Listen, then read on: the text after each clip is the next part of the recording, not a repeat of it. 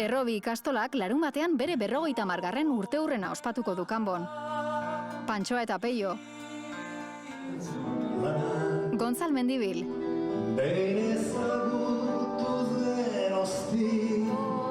Edo Mikel eta Esti Marquez bezalako izenak batuko dituzte Michel Labegeri gelan 8 aurrera.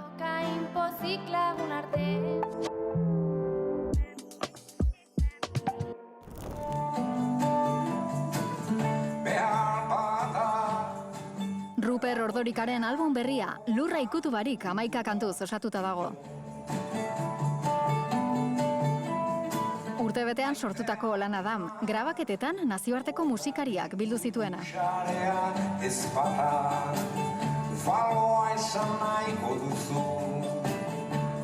Taldea lagunduela, kantu berri hauek eskainiz eta bere ibilbideko kantutegiari errepaso eginez arituko da Gasteizko Arkabian larunbatean.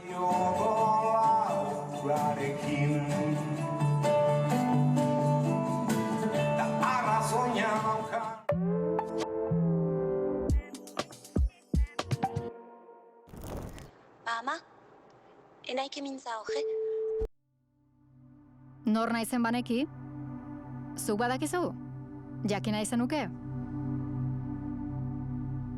Galdera hoiei tiraka sortu da nor naizen baneki antzezlana, Axut eta Arte Dramaren lan berria. Nik dauzkat bi pertsona dauzkat, bata begira bi familia, bat kanpoko eta beste bertako da. Arkaitz Kanok eta Simon Fuchsek antzerkia barne indusketarako tresna bezala erabili dute, nortasunaren bilaketari buruzko obra honetan. Larunbatean Altsasuko Iortia kulturgunean oholtzaratuko dute.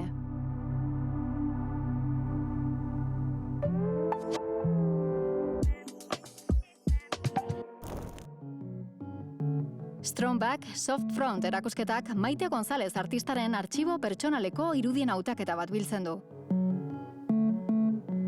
Erakusketaren izenburuak bizkar sendoa bihotz leuna, gorputz jarrera irmoa baina ireki adierazten du. Bizkarrezurrak ematen duen sendotasunetik, aurrean duen horrek eragin diezaion uzten duena.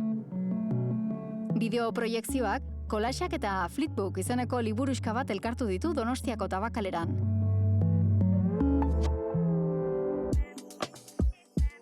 La Sinsorga, quédense con esta palabra que no deja de tener su gracia y ancho, ¿no? Que una tienda de vestidos de novia, principal emblema del amor romántico, se convierta en un centro feminista.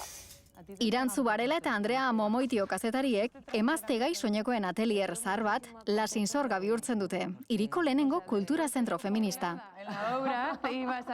Urte batez, 5 langile emakumek berrera ikitzen dute.